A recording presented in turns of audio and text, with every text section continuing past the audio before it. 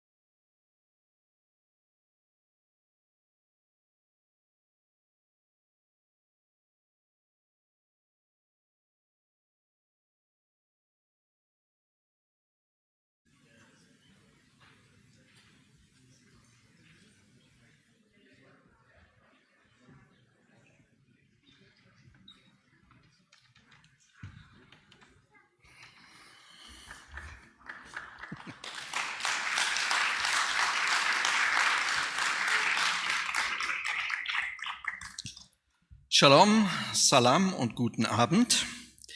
Sehr geehrte Gäste, liebe Freunde des kulturellen Miteinanders, liebe Hila Amit, lieber Mati Shemoelof, liebe Allah Obed.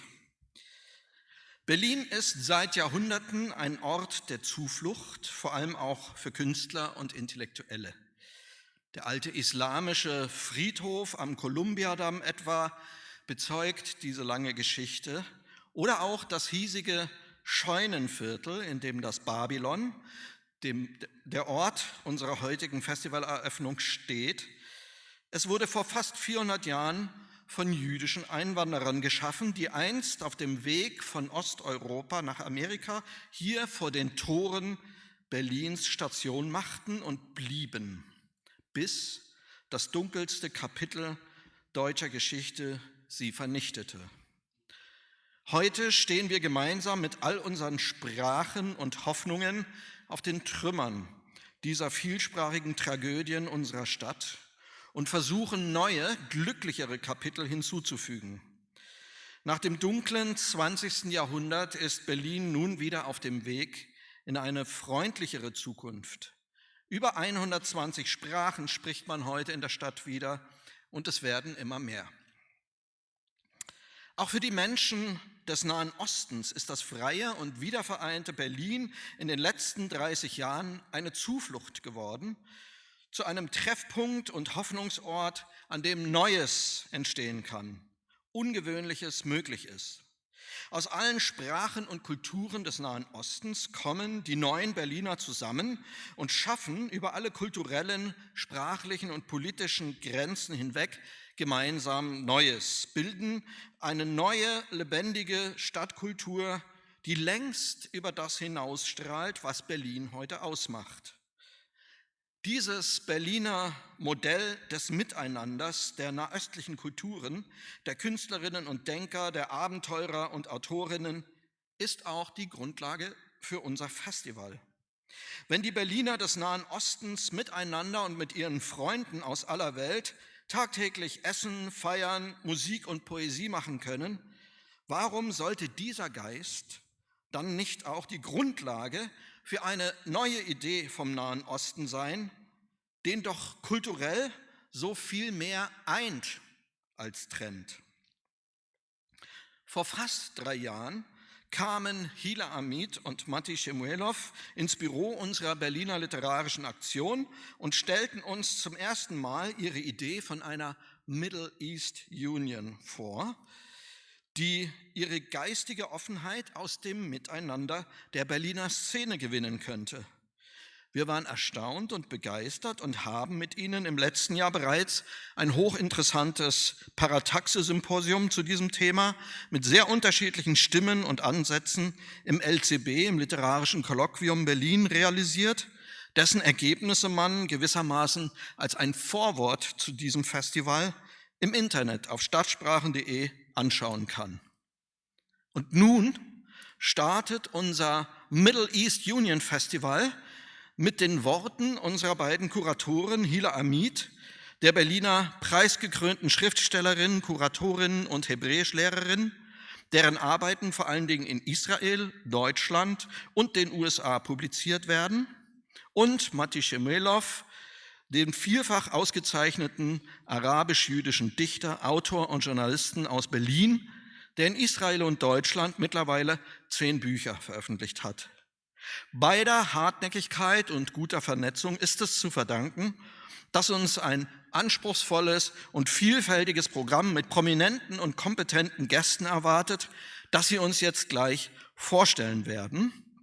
Als dritte Kuratorin im Bunde kam Ala Obed dazu, eine Aktivistin, die sich leidenschaftlich für Umweltgerechtigkeit und Menschenrechte einsetzt und mit vielen Nahostexperten bekannt ist, die leider heute aus Corona-Gründen nicht hier sein kann, sondern uns eine kleine Botschaft aus Israel zukommen lassen wird in ihrer Muttersprache Arabisch.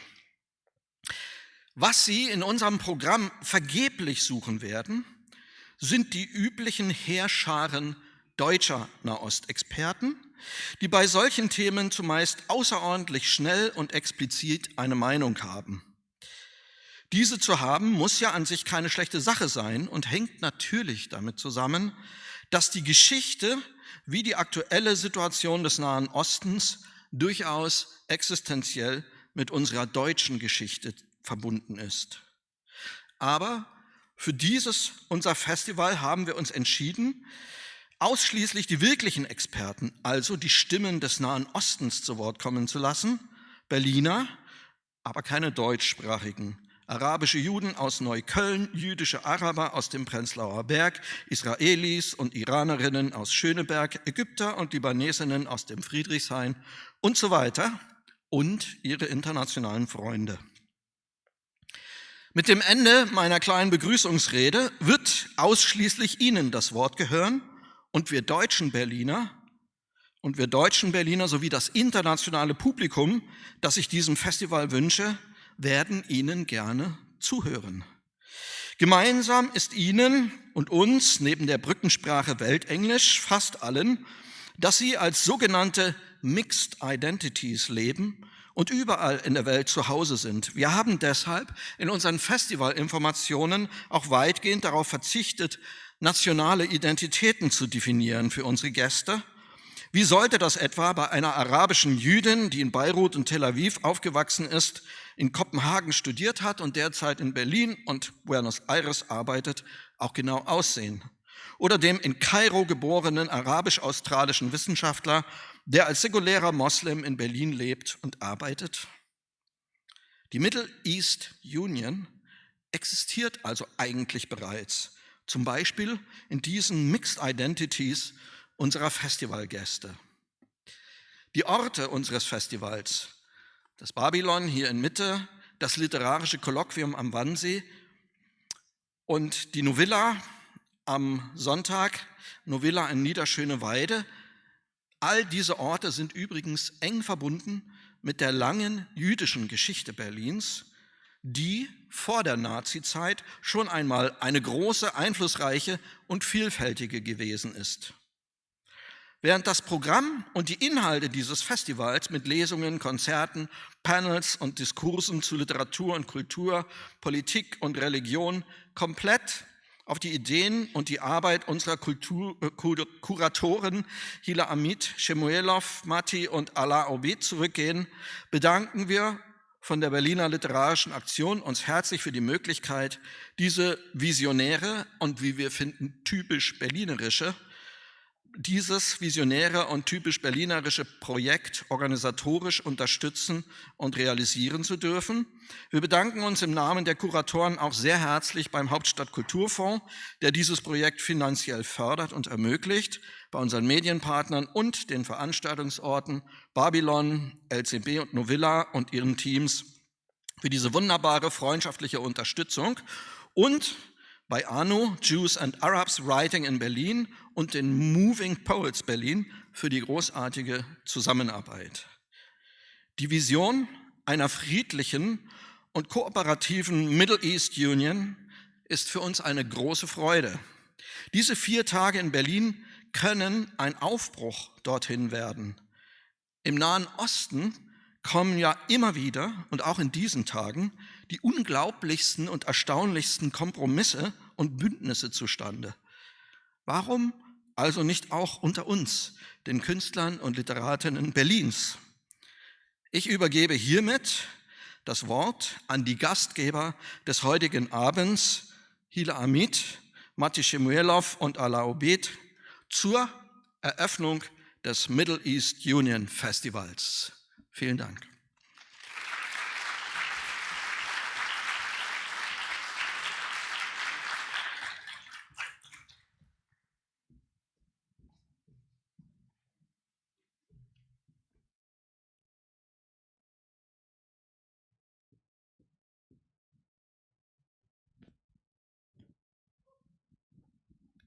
להתאחד, זה אומר להתעלות על הבדלים למען מטרה משותפת, למען דרישה משותפת, או למען עתיד אפשרי.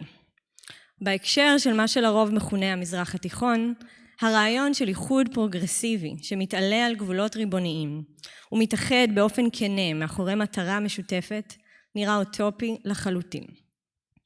מה שהופך אותו לכזה, הם אילוצים הקשורים לקפיטליזם גזעני, לגבולות מבוצרים, ולרעיון הקולוניאליסטי, הטבוע בעצם קיומו של המזרח התיכון. ההצעה להתאחד, אם כן, נובעת מתוך האפשרות לדמיין אלטרנטיבה לכל אלה. Thank you all for coming. I'm very happy that to see such a great crowd here. פסטיבל איחוד המזרח התיכון MEU עוסק בדיוק באלטרנטיבה הדמיונית הזאת. אנחנו שואלות, מה המשמעות של אפשרות לדמיין איחוד במזרח התיכון? מושג רדיקלי שאמור לשבש את סדר הדברים הנוכחי, מושג שיקרא תיגר על מה שהקולוניאליזם הוריש לנו, ועל צורות הדיכוי המתמשך המאפיינות את האזור. אנחנו שואפות לבחון מה ניתן ללמוד מתנועות ואישויות שפעלו בעבר, וכיצד נוכל לדמיין איחוד שאלימות אינו תנאי הכרחי לקיומו, אלא לכזה שיאפשר הכלה ותקווה לעתיד של חירות אמיתית. ברלין היא המקום המושלם לדיון באפשרות לאיחוד המזרח התיכון. במיוחד מפני שהעיר היא משכנם של סתירות וניגודים. כיום ברלין היא צומת לגולותיות מתוך בחירה או כורח של אנשים מחלקיו השונים של המזרח התיכון.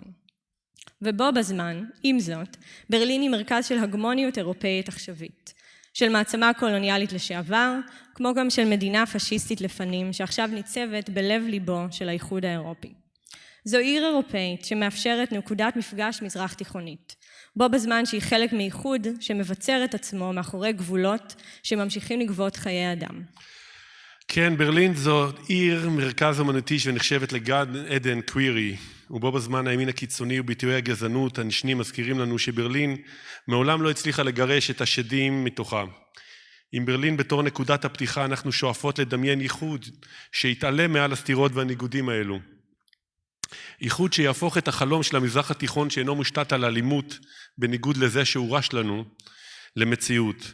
אנחנו מזמינות את הקהל שלנו, אתכם ואתכן, לצעוד לתוך רגע ייחודי בזמן ובמרחב, ולעסוק ברעיון של האפשרויות של לשבת היום בברלין ולחשוב על מרחב ספרותי חדש, על טריטוריה תרבותית שטרם מופתה, ועל הפוטנציאל הגלום באפשרות פוליטית חדשה.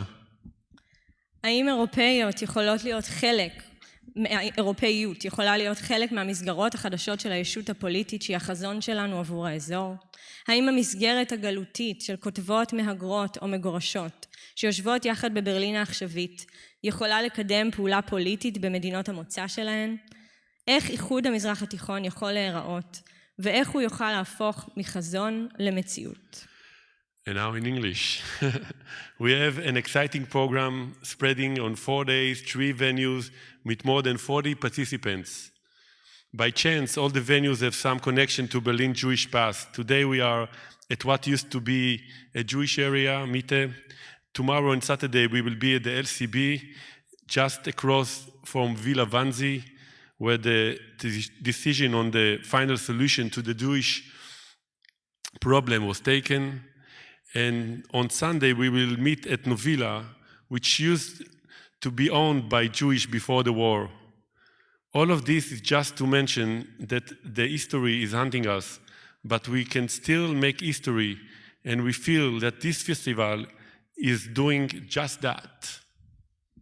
All the evening events on the festival are live, just like today, and we encourage you to get tickets as soon as possible, if it's not already sold out.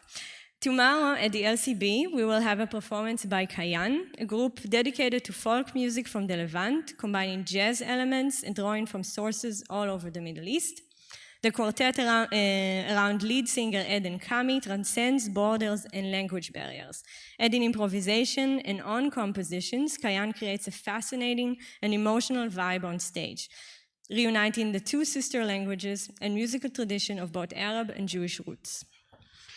During the day of tomorrow, we have 3 fascinating panels. At 2 o'clock, we will welcome Professor Ella Shochat and Georges Khalil to conversation about the Arab Jew. The panel titled Writing the Arab Jew, Reflection on the Displacement and Middle Eastern Diasporas will touch upon Shochat's interdisciplinary work and reflect on notion of exile, diaspora, and return. At 4 o'clock tomorrow, we will host the Middle East Environmental Majlis, or Council, which will discuss the environmental challenges facing the communities living in the Middle East. The Council will imagine new horizons for dealing with natural resources management, water and energy sharing, and climate change adaptation beyond the borders. At 6 o'clock, we will hosting a panel created by the collaboration with WCC, Women Creating Change, an experimental conversation aimed at reimagining the film industry within the Middle East region. Our panelists will provide a special focus on women voices in film and in television. At Saturday at 4, you're all invited to listen to the stream discussion about Maktub. It's a Palestinian-Israeli translation project from Jerusalem, and we will hear about Maktub's exceptional and unique bilingual translation project. At 6 o'clock, we will hear Professor Deborah Starr, the director Udi Aloni, and the famous actress Mariam Abu Khaled about the binational politics and aesthetics, their work on film and on stage. The conversation will explore the role of activist cinema can play in reflecting change. And Saturday at 8 p.m. at the LCB, we will welcome 4 amazing speakers and a performance for a night of queer imagination. The panelists will discuss the ways queer perspective and queer lives can offer new frameworks to imagine the Middle East Union. The evening will end by a live political performance by Liad Hussein Kantarovich. And on Sunday, the last day of the festival, we have 2 digital events. At 1 o'clock, we will meet at the Frankel-Ufer Synagogue with a live performance about Arab-Jewish musical tradition, religious secrets from past and future. At 6 o'clock, we will streaming from Novilla a panel about language and censorship in the new Imagine Middle East Union. And on Sunday at 8 p.m., the closing event, you're welcome to join us live. We will have a declaration of the establishment of the Middle Eastern Union, followed by a reading by 4 amazing poets from the area, and a spoken art performance, and ending with a concert of Rasha Nahas and her band. And now we will have a video from our curator, Allah, who couldn't make it from Palestine during COVID, so she will be screened here.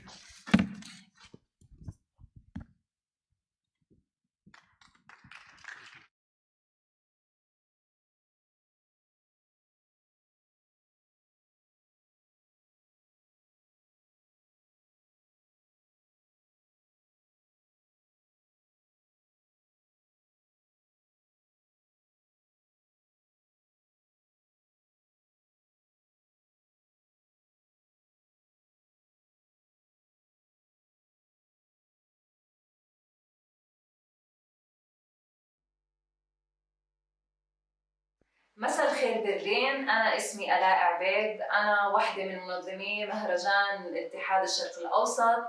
أنا بحكي اليوم معاكم من حيفا. للأسف ما قدرت أنضم لزملائي هيلا وماتي على المسرح اليوم بسبب أوضاع الكورونا. كنت بتأمل إني أكون معهم، بس أنا كتير مبسوطة وبرحب فيكم من عندي من هون بالمهرجان، وبتمنى انكم تنبسطوا وتعيشوا بتجربة ممتعة وحلوة ومثيرة يعني، وتقدروا هيك تفوتوا على عالم اليوتوبيا اللي احنا حاولنا نخلقه على الورق بهال6 أشهر الماضية، وبتمنى انكم تشوفوه بعيونكم وتسمعوه وتحسوه وتنبسطوا. من إلنا لقاء بالمستقبل.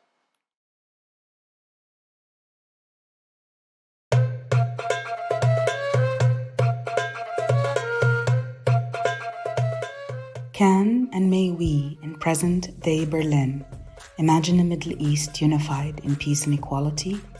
Across national borders and religious and lingual divisions. With literature, discourse, and music. Cinema, performance, poetry, special feminist and queer discussions. The 4-day Middle East Union Festival, with guests from all over the world, makes this vision seem within reach and invites you to freely explore ideas of utopia. Come, imagine with us.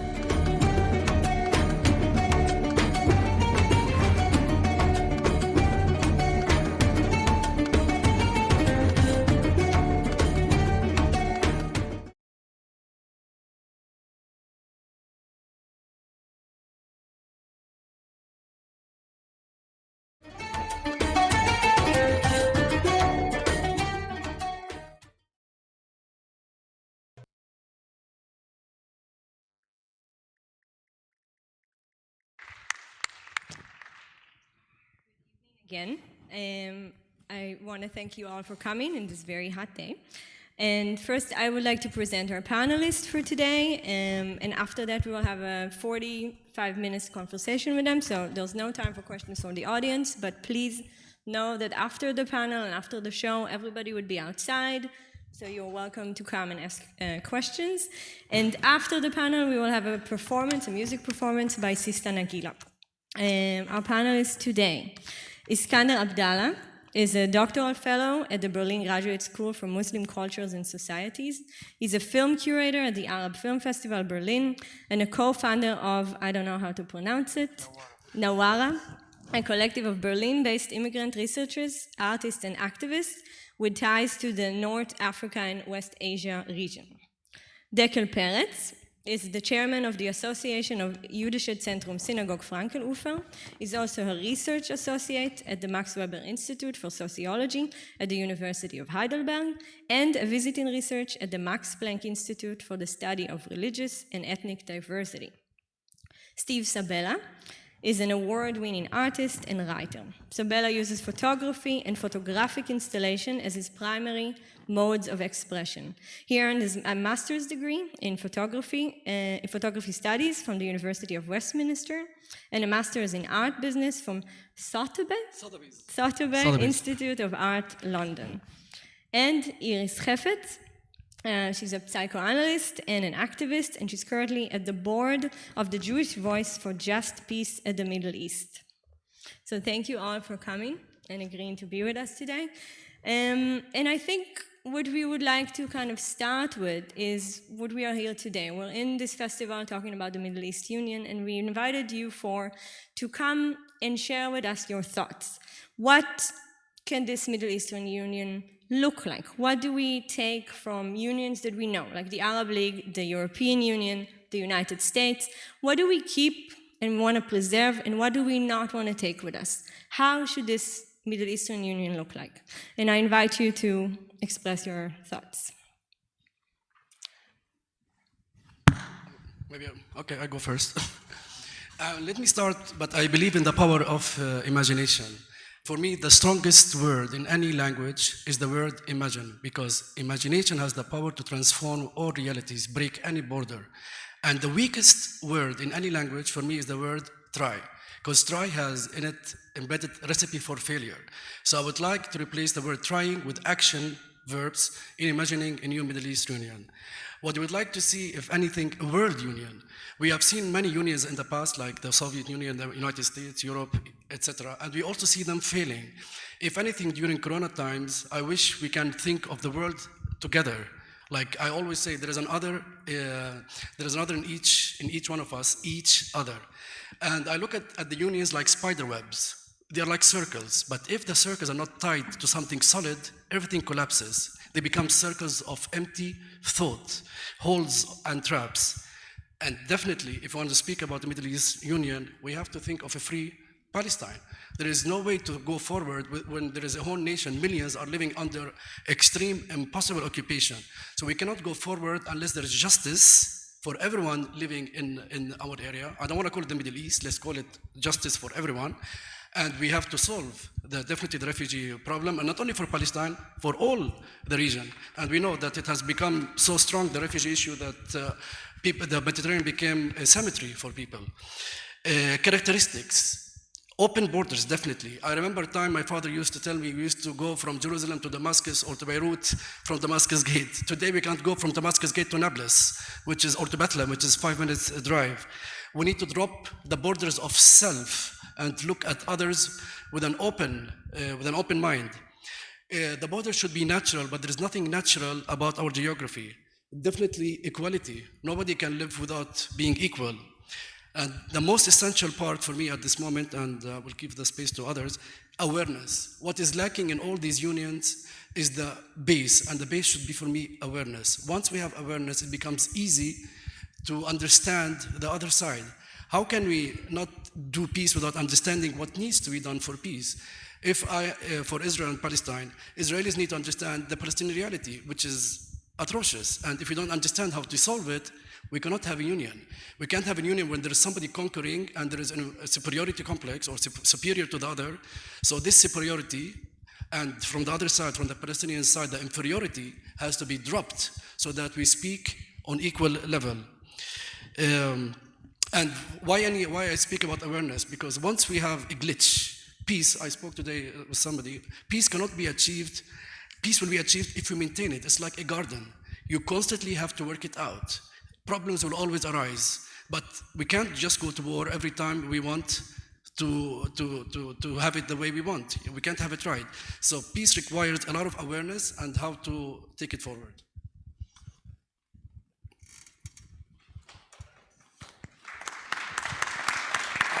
This just answers the first part of your question because I have others just to give space for others. So.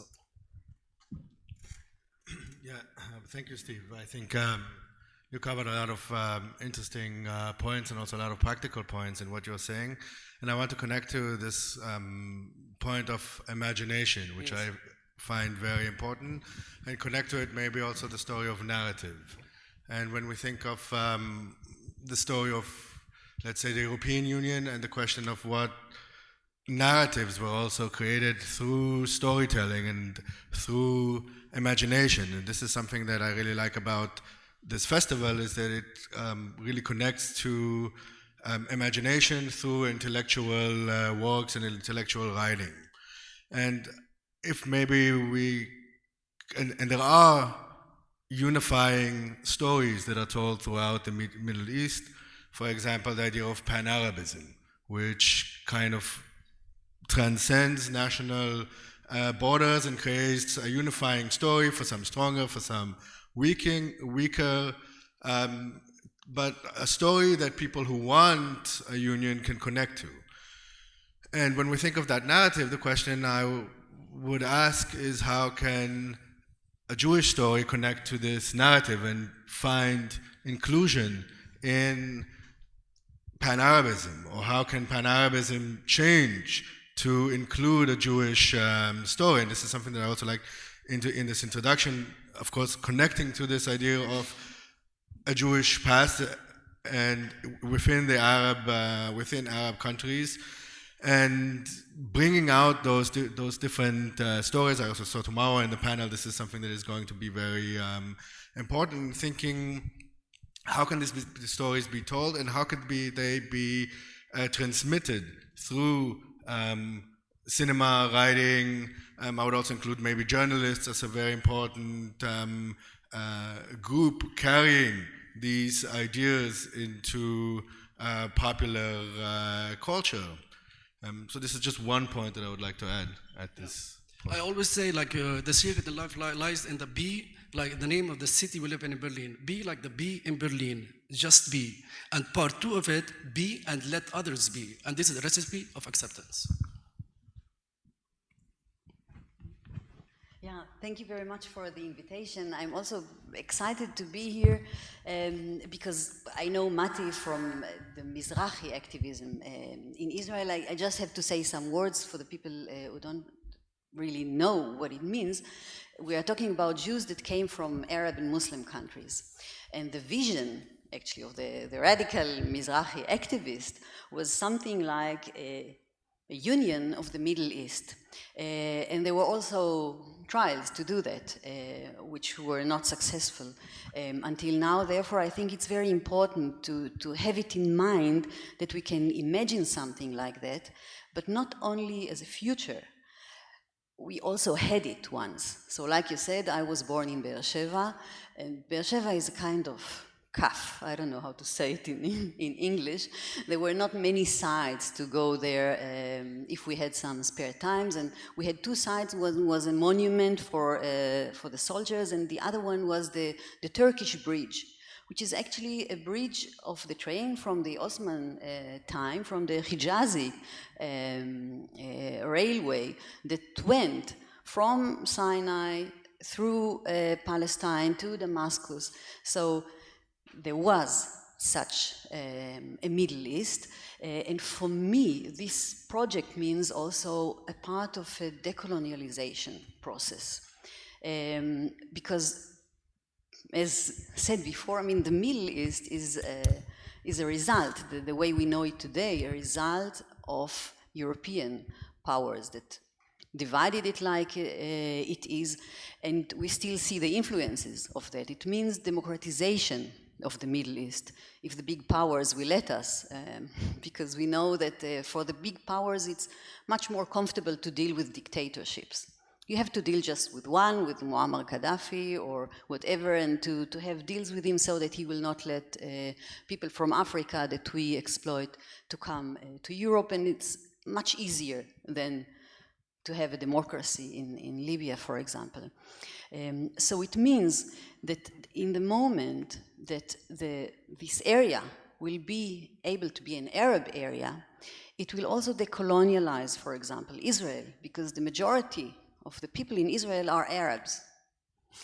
Arab Christians, Arab Muslims, and Arab Jews. There is a minority of European Jews that is on the hegemony of Israel and that dictates what's going on there and cooperates with the United States, for example, and there are these big wars that we know as for other dictatorships with Russia, with Iran. So the moment that the people in this area will democratize the society and will be more in charge of their own life, it can be possible maybe to have a life which is more equal and respectful. This a dream that was also more or less, I mean, there is a history to lean on in that, although it was under Osmanic times and it was not a big democracy, of course. Yes, the benefit of speaking as the last speaker is exactly to pick up, like, to draw on points that were mentioned already, and I think 2 points were for me like very inspiring now when Dekel mentioned Pan-Arabism as a model, and then when Iris was talking about decolonization. I think the Pan-Arabism was not a successful model exactly because it imagined itself as something inclusive, but at the end it was inscribed also in certain understanding of nationalism that is radical and exclusive. And if we speak about, you mentioned like the Arab League as a model, and for me, the Arab League is definitely not a model to pursue. It has a bad reputation for every Arab from Morocco to Oman. It's like a hollow institution that proved its failure, its dysfunctionality also over time. Maybe there was something in the initial idea of having a block against colonialism, against for decolonization, exactly at in the beginning of the movement in the 40s. So in the initial idea, there is something to retain. And maybe the European Union seems like a more successful model. Of course, the idea of European integration as an alternative to crude and radical forms of nationalism that devastated Europe, a monetary union, freedom of goods, but also of citizens. But there is also the flip side of these policies, starting from over-bureaucratization, maltreatment of refugees, and other exclusive practices that are also informed by the racial and colonial history of Europe. And I mean, to go back to the point of decolonization, I mean, of course, we are here to dream and to have like a free domain for imagination, but I think also, I feel like imagination has to be politically engaged and politically committed. And that's why sometimes I feel like I don't want to be cliche when I say, yeah, of course, I want to see Jews and Arabs, other ethnicities and religious groups living in peace and freedom and prosperity and equality. So maybe the only way to say this without feeling to be a cliche is also to be a killjoy at the same time. And starting from the term of the Middle East, and you already reflected on that on your talk. But what is interesting in this term is not just the colonial legacy, and it also is not a matter of a language, of the correct language, what to say, but I think language has to do also with the way how we perceive the world and how we want to be in the world. And Middle East, the Middle East, for those who live in the Middle East, is somewhere else. And it's interesting that this term is throughly connected to Europe, but it also disguises Europe. It designates an ultimate other, and at the same time it erases Europe. And there's something in this is like important to understand how colonialism function, like how colonial practices are subtle, how they change their vocabulary. And I'm also a bit skeptical of the idea of unity. Maybe because of Pan-Arabism, because I grew up with this idea of this hollow slogans of unite and against imperialism, against colonialism. But also maybe it has to do with my diasporic context in Berlin, and this is something that Arabs and Jews share, like to be marked by difference and racialized because of difference. So I think, and I hope that this we can do in the coming days, also to have a vision how we can speak, how we can embrace unity, and at the same time, without the violence of doing away with difference and particularities. And I think this is something we need to put into consideration. May I just add to what you say, because we speak of colonization, maybe for the audience, maybe some would understand colonization as something on the ground. And for me, having lived under Israeli occupation directly for 32 years and then moved to London, then to Berlin since 2010, I can tell you something. The colonization on the ground is the most basic thing, is the most obvious one. And for Palestinians, the second level is the colonization of the self. Israel not only occupies the land, it occupies the people and their feelings, their thoughts, their being, everything about everything in life. But the worst part is the colonization of the imagination.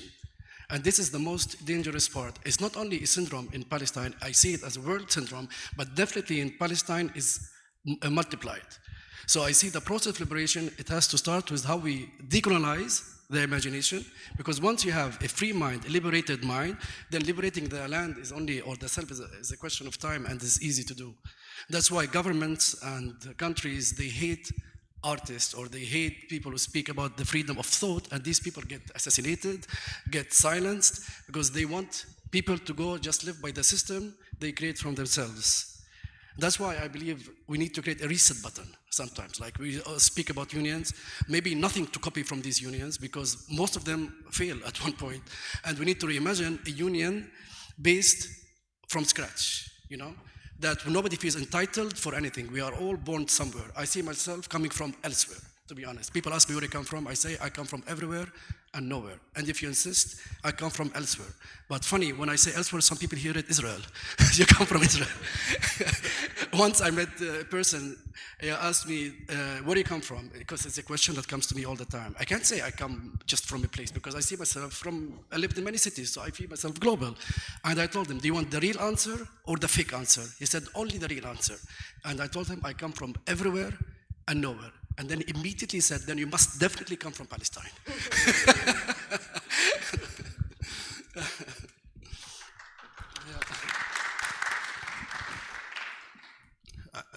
I want to connect to what you said about freeing the mind and also the question of mobility, which is very important to freeing the mind, because when you're always in the same place, in same situation, in same conditions, your possibility of freeing the mind is very limited. And when we compare now to the European Union, coming back to the question, the European Union being formed after the Second World War, then being able to travel as students, as school children, of being able to meet others, have conversations with others was a very important tool in this liberation of the mind, learning the language of the other and having a reason to learn the language of the other because you can actually do something with it is very important. And I think for that also it's important to have the faith that when you travel you can also come back to where you're traveling, and that is a very important, crucial change that can be made, and I mean, that should be made. You know, speaking of utopia, you know, utopia on one hand is a vision, on the other hand, it's a criticism, right? And especially when it's brought in a very radical, in a radical form, it's kind of showing a vision or a painting of what things can be in the future, where we would like to go. But the question that remains, how do we go there? And what are smaller steps, smaller changes that can be made? But it seems also in a situation that the question is who can make these changes, and how do we make these changes from a union that is first formed in the diaspora? And as you said, we're sitting here in Berlin. We're not sitting in elsewhere or nowhere. We have a place. And I think that is also a very important question to address throughout this festival. What is the power that we have here, and what can we use to achieve smaller steps on the way to utopia? I'd like to be a bit the party pooper now, as for European Union, for example, as a standard. Because, of course, on one hand, it's something very Eurocentric, to think this is how it should be, maybe, and what would we like to take from it and what not. So this is our reference point. And it's important also to see that also the European Union has colonialist structures in it. So it's not a festival of all the lands and states in the European Union. Germany and France are the powers that decides more or less what is going to happen. And if we would be now in Greece and the fire would be around us, and we would remember that the European Union was forcing Greece to cut in the fire, Feuerlöschen services, then maybe you wouldn't think that the European Union is such a big and good invention. So for people that can travel and learn and use the advantages, and I belong to them, of the European Union, we might think that it's wonderful. For the people that do not belong to these countries or to these status, it's a problematic union. It's a union that reconstructs actually the power relationship in the society that were also before. So I think it's important also to be able to imagine something which is much more democratic, but party pooper also in that sense that I think it's very important to do it in a political way. Because, I mean, from here, we have the advantage that we can do art here and think, and we are more free to think. Yeah? We are not busy here with existential problems. People that live under occupation or in apartheid conditions, they are busy with existential problems. They don't have a house or a roof. So for them to write now a poem or a song or to imagine something, it's not only, that the self is occupied. Yeah. First of all, your body is occupied. That's for sure. Yeah? And we cannot differentiate or separate between this experience of the body that is occupied. And until, I think, we will not solve politically this problem of physical conditions in which people can own their house, can own their body, first of all, then how can they own their mind?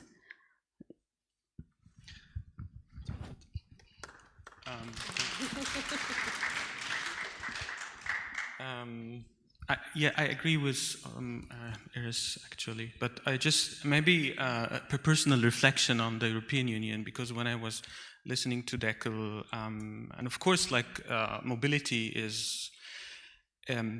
for me is a privilege that I acquired lately, but my relationship to European Union, to accessing the European Union, is a traumatic relationship of waiting sometimes for more than a year for a visa, on a very bad treatment on embassies, on nightmares, maybe because I'm oversensitive, let's say, but so it's a different perspective, and I feel like even today, and I know how to, I'm happy because I have this privilege, and I try, I'm happy about my freedom, and I try also to be responsible for this privilege, in the sense of be aware of my responsibility for the others who do not have this privilege.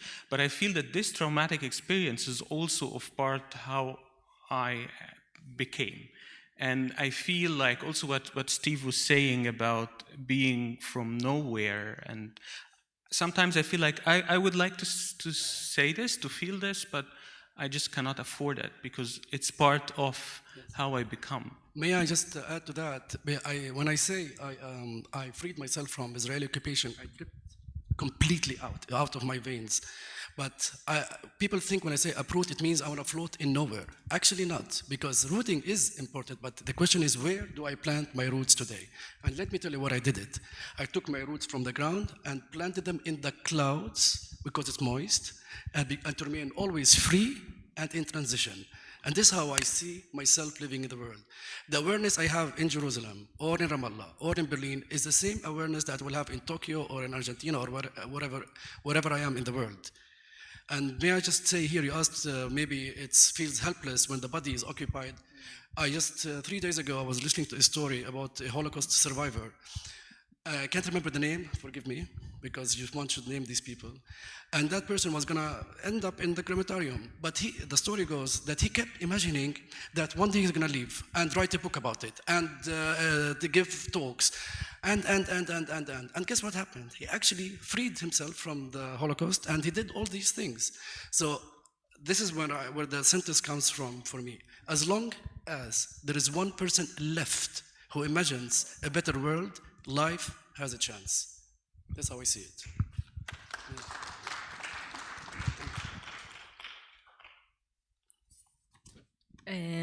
I really like the discussion, So I'm sure we could continue more, but I thought maybe we did prepare some personal questions, and I know that Steve had brought some of his art to show us, so and we have 15 minutes. So let's start with Iris, because when we prepared the talk, you told me, and I really loved it, that you're a psychoanalyst, and you told me that you see a connection between your work as a psychoanalyst and your work as an activist. And I would really like you to share with the audience your thoughts on that. Okay, yeah. Well, Hila asked me how to present me, and I said that in contrast, maybe, to other psychoanalysts, the fact that someone is working, especially as a psychoanalyst, because we hope that we can be also an identification figure for our patients, for the people that come to us, and sometimes they come over years. So the moment that, for example, someone who is migrated was able also to deep up some roots in a new place. The moment, for example, that I'm working with BPOC people, and they see it's a different model than to go to, for example, a white German, if we're talking about Germany, or in the States, to go to a black analyst. So actually, without doing anything, just by doing my work, I'm also a migration enabler. So I help people actually to be in Berlin, to stay in Berlin. It can be Israelis, and sometimes they're also because of political reasons here. So it's also part of decolonialization, although maybe we never talk about it, or it doesn't come even in therapies. But it means that the existence of someone, and this is maybe an experience that many of you here have also, existing here, going through all this, torture in the embassies, and being humiliated, and being here. And you're humiliated because you are what you are, actually. You did nothing. So this experience of the being that is excluded by a society, on one hand, on the other hand, that we can find some community, to find people that we can share it together with them, and to carry all that burden. And I guess this is also what you do in the synagogue, for example, in some maybe unconscious way. There is a community to share it with. So it's a kind of activism without calling it really an activism. It just, it's like you go to a clinic and you meet a physician which speaks another language, and he's or she's doing a lot of efforts to communicate, and another one, and to try to find some place to talk about the suffer and to be human on that level. So the borders are not that clear, like with my colleagues, for example. They do their profession, and that was it, and nobody asks questions about where are you coming from, what does it mean that we are working together at all. And I want to, not the same question, but similar question to Dekel and Iskandar. Maybe you can talk about your research and your work in the connection of the festival and these ideas, and how you see your work being like empowering or working through these ideas through what you do.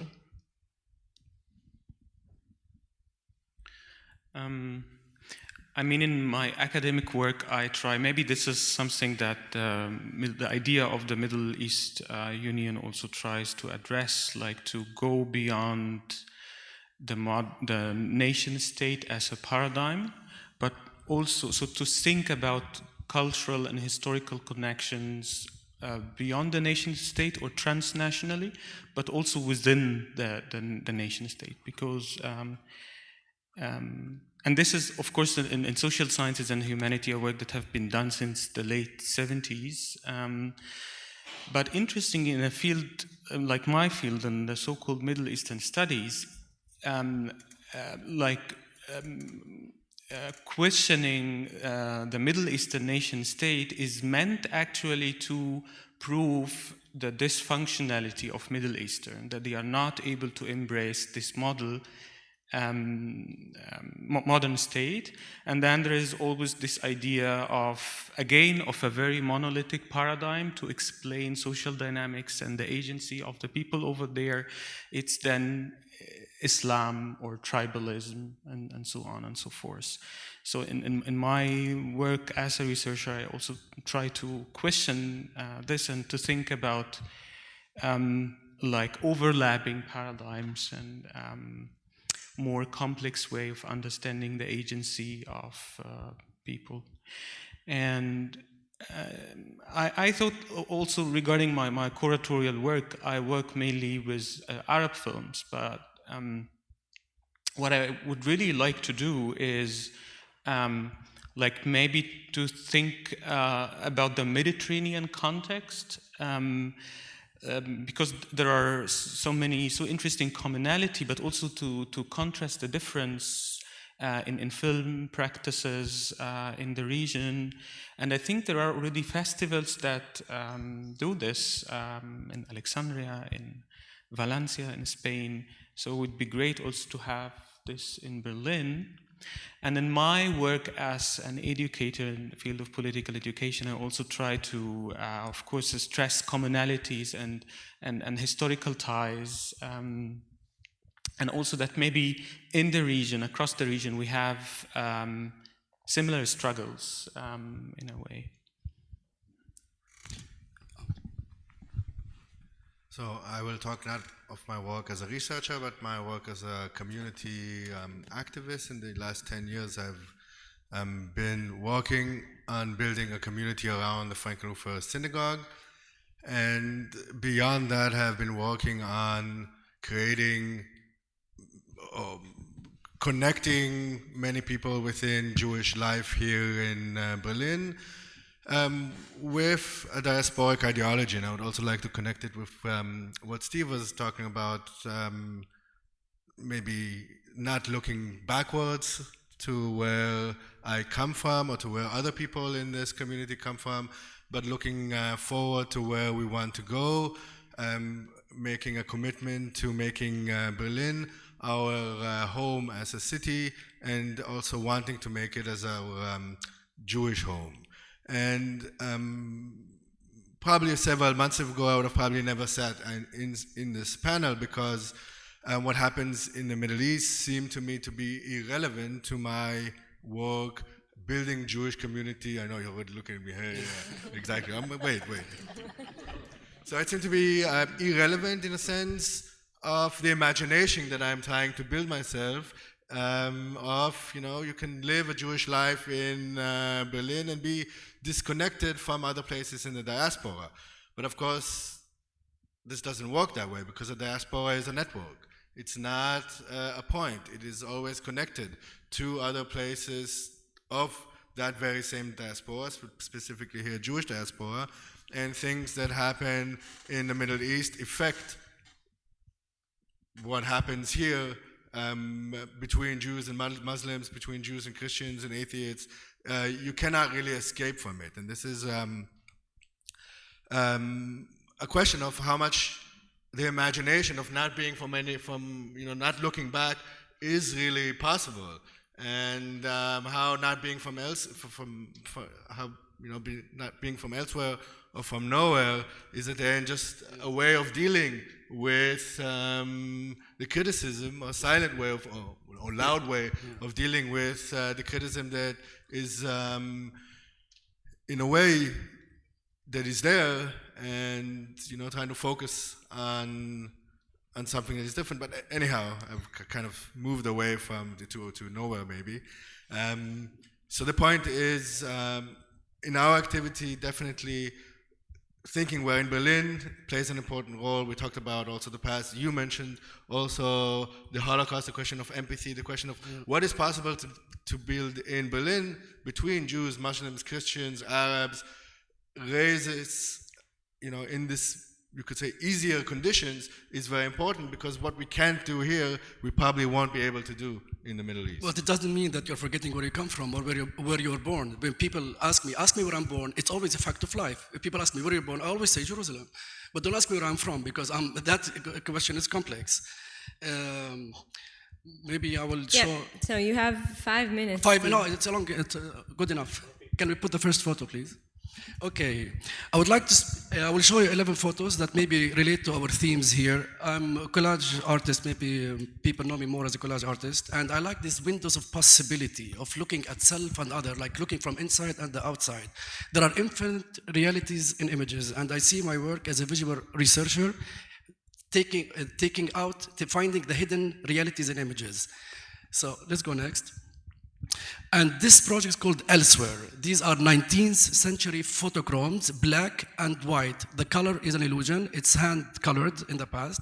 What I did, a collage, I took photochromes from Palestine, Syria, and Lebanon, and I put them together to create the feeling of how the land might have looked before the Zionist and the colonial project in Palestine. So basically, this is Jerusalem at the left, and then you have like Tiberias on the right, mixed with Lebanon and Syria. And it gives you the feeling of the land, how it once was. And I like that time machine, as if I was suddenly present in the past. Can we look at the next one? That was called Elsewhere. In this project, again, the color is an illusion. I printed on peeling paint from Jerusalem's old city houses. Every summer we paint, a new color. And after 50, 60 years, you have like so many colors. I peeled them, spread on them black and white photo emulsion, turning them into photo paper. And I'm printing on them images. Now, where they come from, these images, is important. I rented an occupied Palestinian house from Israelis for 38 days, and I lived in it in a way, exercising the right of return. But I was bewildered by what I was seeing in the house. As you can see, the kitchen one, it feels as if the Arab kitchen was left intact from 1948. Tomorrow you have a lecture from Ella Shohat, and she writes on her book on the Arab Jew. She writes me 2 years ago, she said, Steve, she chose this work for the cover. It said, it summarizes all my research. And she chose it on the cover, this image. And this is the bedroom, the Arab bedroom. Now, again, they're colored because of the base.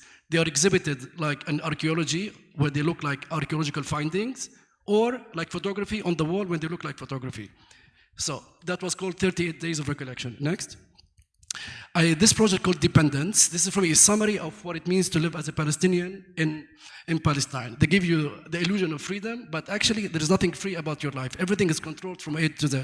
See it as an installation actually for me it mirrors the whole world, but for Palestine, I think you can understand the reality of Palestinian hanging in the air, and the only way to free the self is to take a leap of faith. And the leap of faith, this comes with a price, hence, in my memoir, I took my leap of faith and I liberated myself. And what happened to me, I leave it for you to read the book. Next. And this is now an exhibition in Palermo, in a museum, Riso.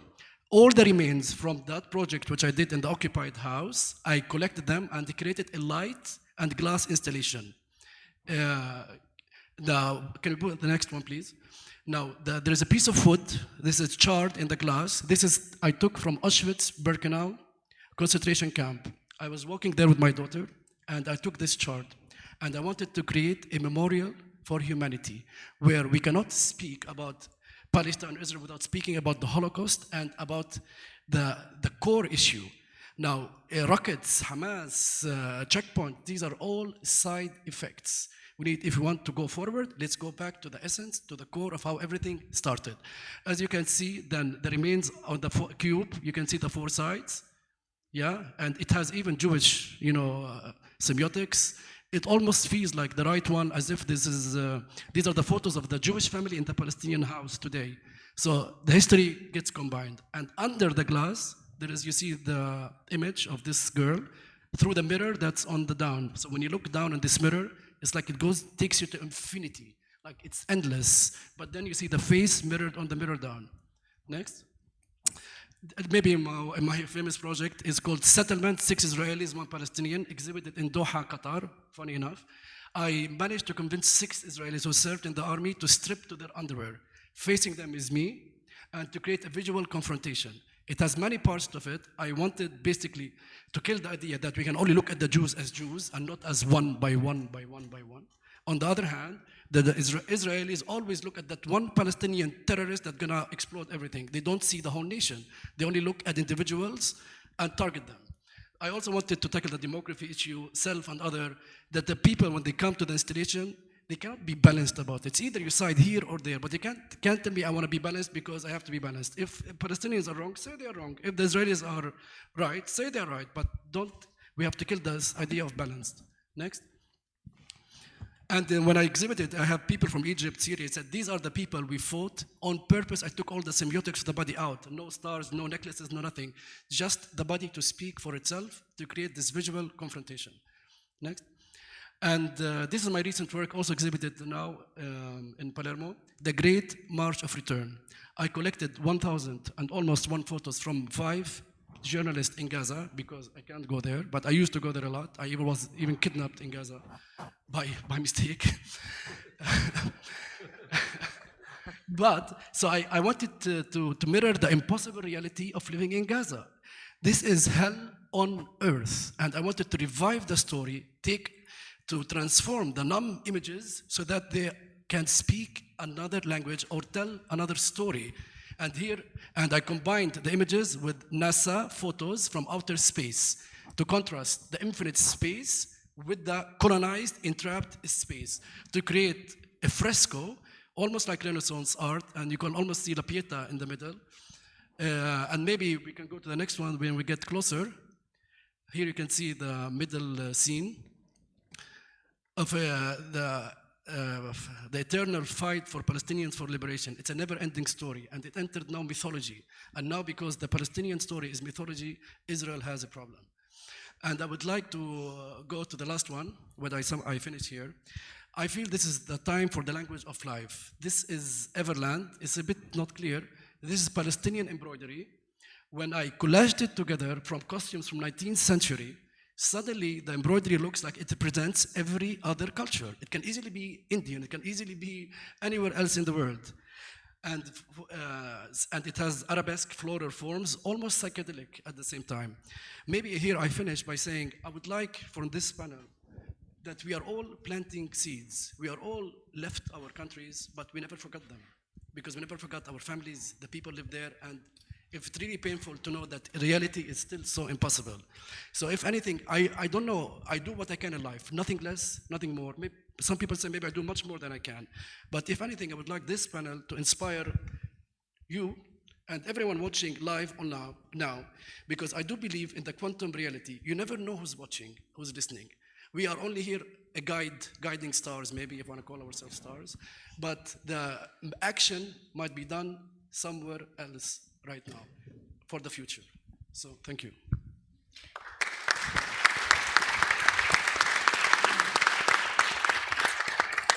Thank you so much, Steve, Dekel, Iris, and Iskandar. And the discussion can continue tonight and through the days of the festival. And now I want to welcome to the stage the amazing Sistanagila.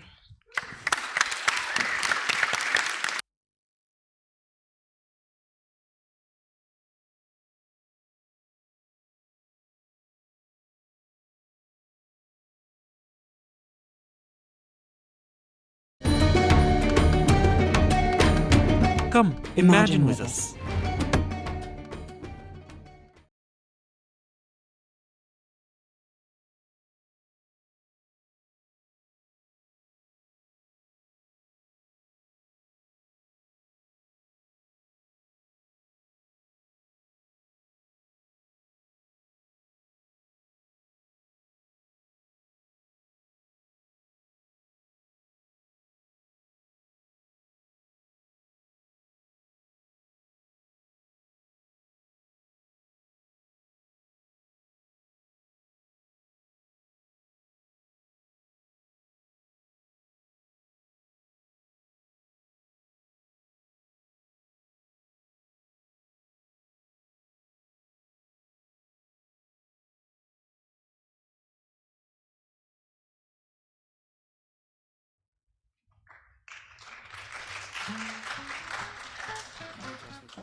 Monitor.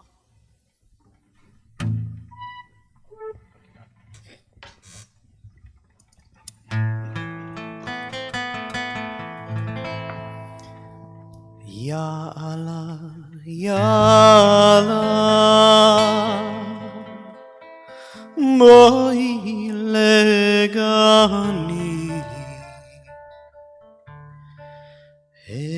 אין אצלי מון, גם פרח גפני, יבדדי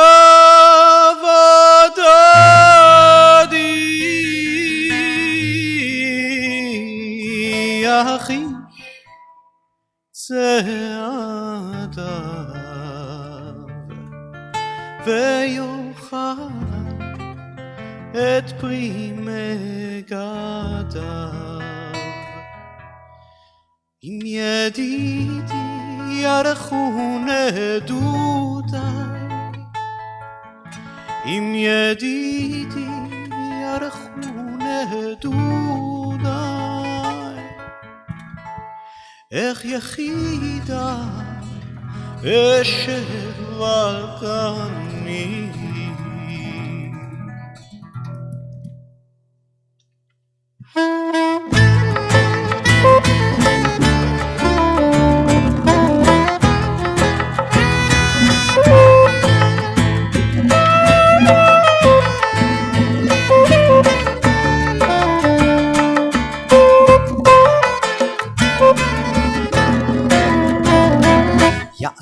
יאללה בואי לגני, אין אצלי מון גם פרחה גפני, יבוא דודי יחיש צעדיו ויאכל את פרי מגדיו. אם ידידי ירחו נדודיי,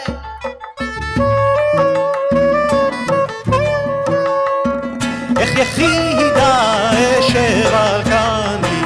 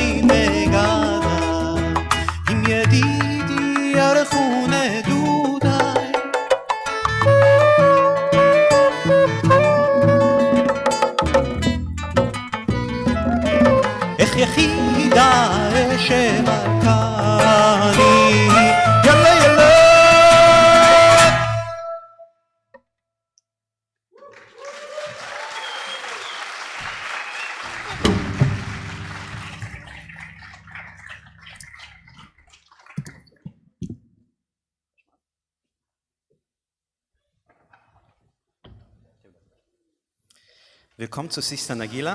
Ups.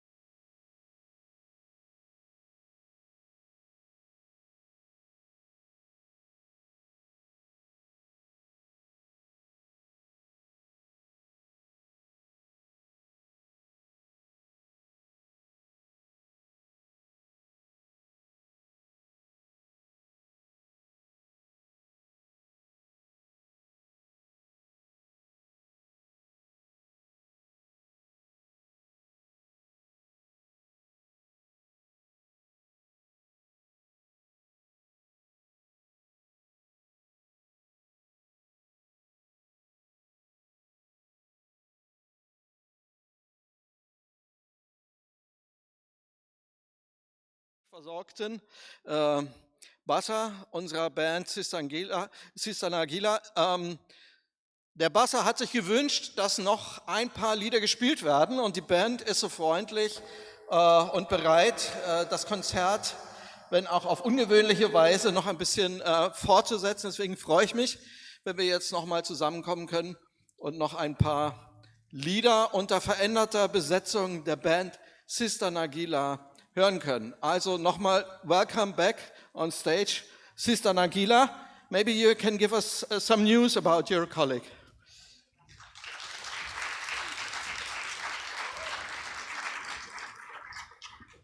Das ist das erste Mal, dass uns sowas passiert und hoffentlich das letzte Mal. Unser Kontrabassist, our double bass player Avi is okay. He has some kind of like a pacemaker. It's not a pacemaker, but he got electrical shocks. That's why he was screaming. He's okay. The doctor said it's not something really urgent that we need to worry about. He's going to the hospital. He's going to be taken care of. It's very stressful for us, as it's stressful for you. We're sorry, and I mean, there's nothing we can do. And he said, Yuval, play them some songs, you know, like he's with pain and he still says, come on, Yuval, play them some songs. I mean, we're doing this now because he wants us to do it. And yeah, it's not the same, but I think this is what the project is about. It's about friendship, about family, and yeah, we're just going to do some songs.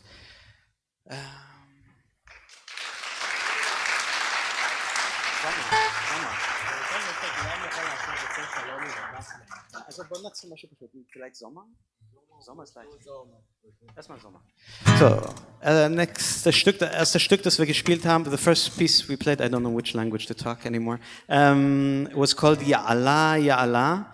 This is a Jewish piece that was the music is from Morocco, so a Sephardic, Arabic, Jewish music. And now we will play a piece that our guitarist Ahmad composed called Summer, something a bit more enlightening.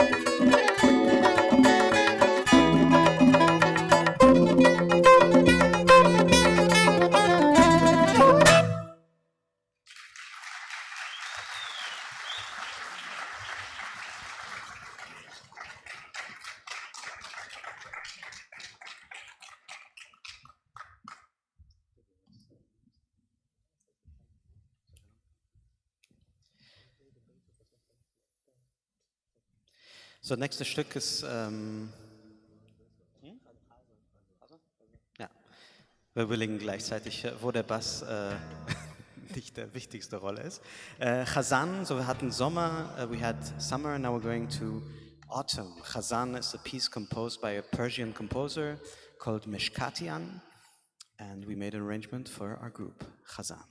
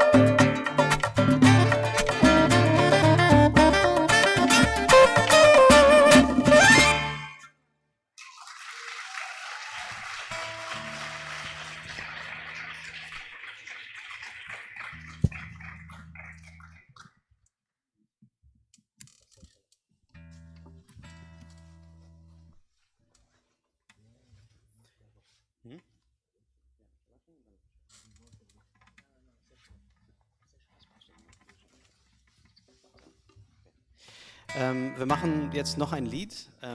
Das Lied braucht ein bisschen Publikum mitmachen. Sorry, I'll go back to English. The next song we're doing is called Oseh Shalom. It's a Jewish song, an Israeli song, composed by Nurit Hirsch. And the text says, God makes peace over above in the heaven and down here on earth, on all Israel and on all Iran, of course, and all the Middle East Union.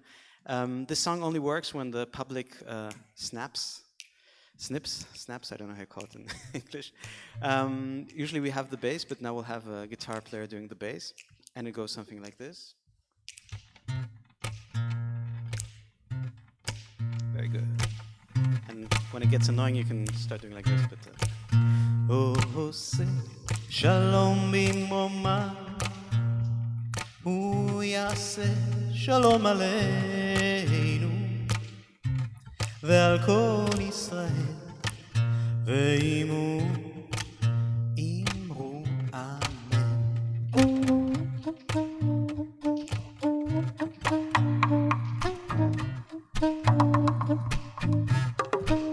עושה שלום במרומיו, הוא יעשה שלום עלינו ועל כל ישראל, ואימו אמרו אמן. יעשה שלום, יעשה שלום, שלום עלינו ועל כל ישראל, יעשה שלום, יעשה שלום ועל כל ישראל.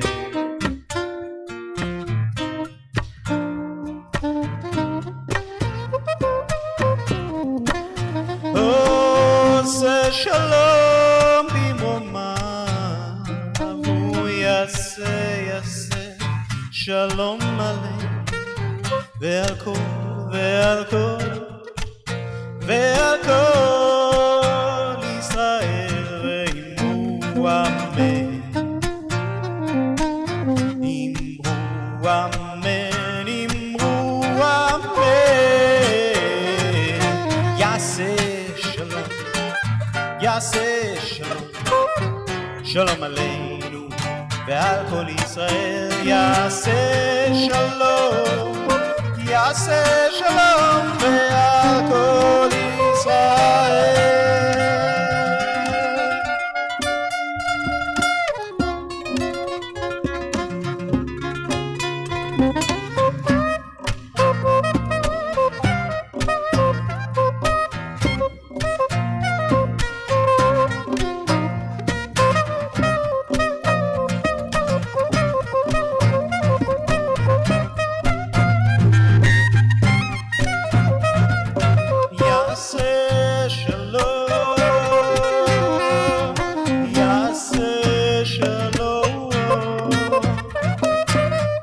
שלום עלינו ועל כל ישראל,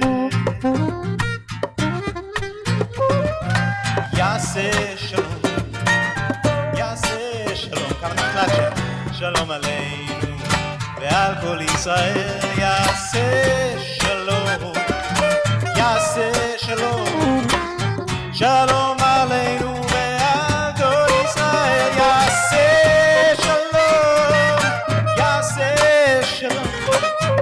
שלום עלינו ועל כל ישראל, יעשה שלום, יעשה שלום ועל כל ישראל.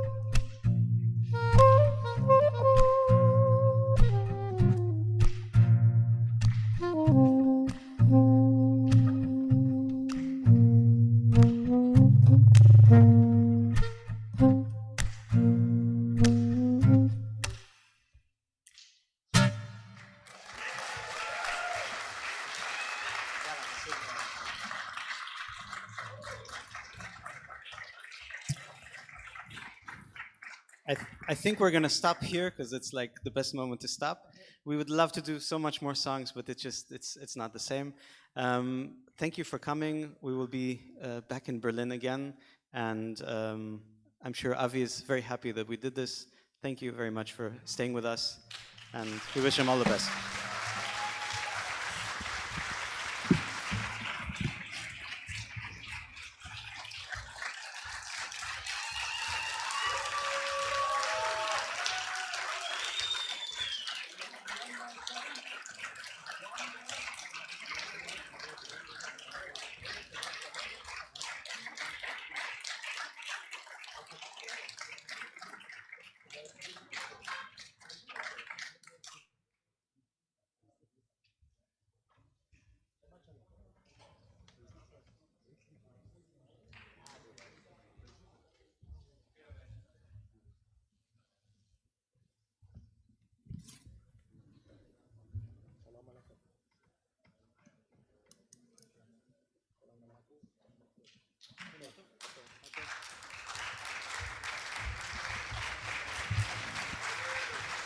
Okay.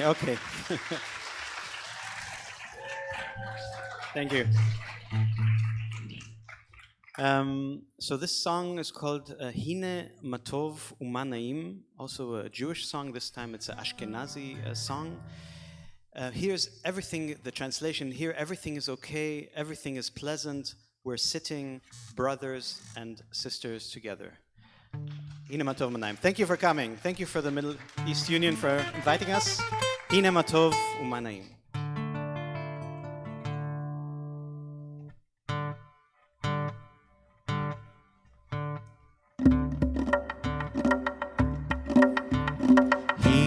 מה טוב ומנעים, שבת אחים גם יחד.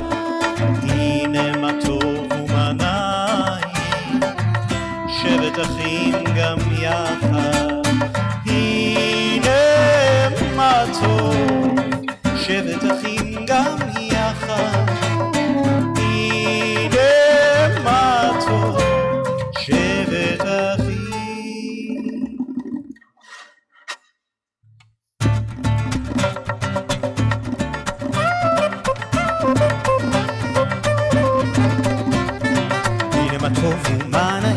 שבת אחים גם יחד, הנה מה טוב ומה נעים, שבת אחים גם יחד, הנה מה טוב, שבת אחים גם יחד, הנה מה טוב, שבת אחים גם יחד.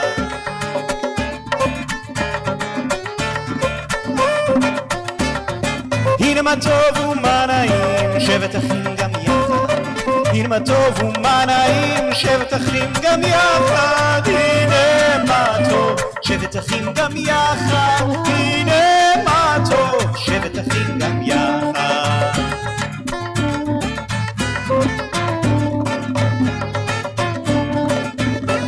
גם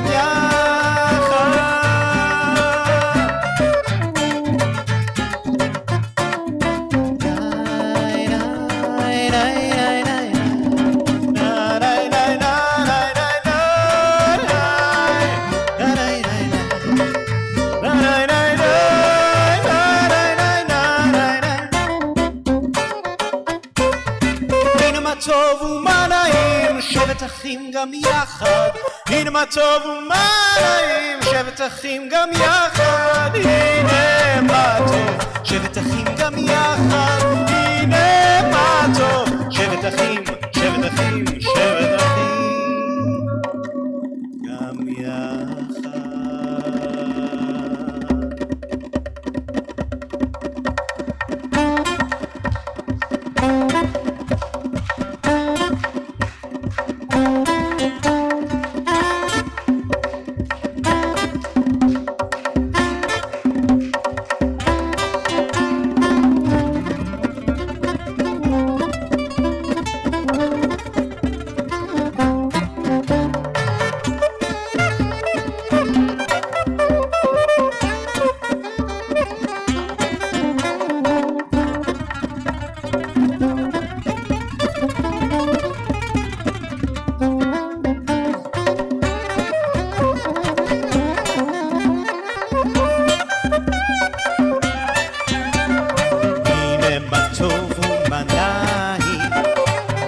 שבת אחים גם יחד.